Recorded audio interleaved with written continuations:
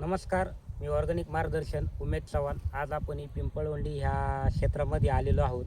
तर आपण ही कांदा पिकासाठी बालाजी अग्रोची टेक्नॉलॉजी वापरायला दिली ती. तर बघूया दादांनी कशा पद्धतीने वापरली आणि त्यांना काय रिझल्ट आला. तर तुमचं नाव सांगा.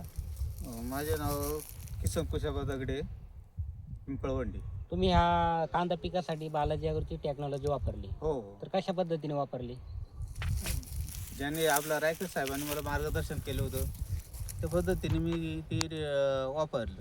तर कांदे साईज कसं काय लागली तुमची? आणि कांद्याची साईज चांगली आहे, कारण मी बाहेरच्या प्लॉटवर लोकांच्या गेलो होतो त्या वेळेला मला माझ्या साईजपेक्षा ती साईज कमी वाटली. माझी साईज जरा बरी वाटते मला. खाली पण बघू शकता, एकदम जबरदस्त साईज याची झालेली आहे. तर दादा, ही बालाजी अग्रोची जी टेक्नॉलॉजी आहे ती वापरून तुम्ही समाधानी आहेत का?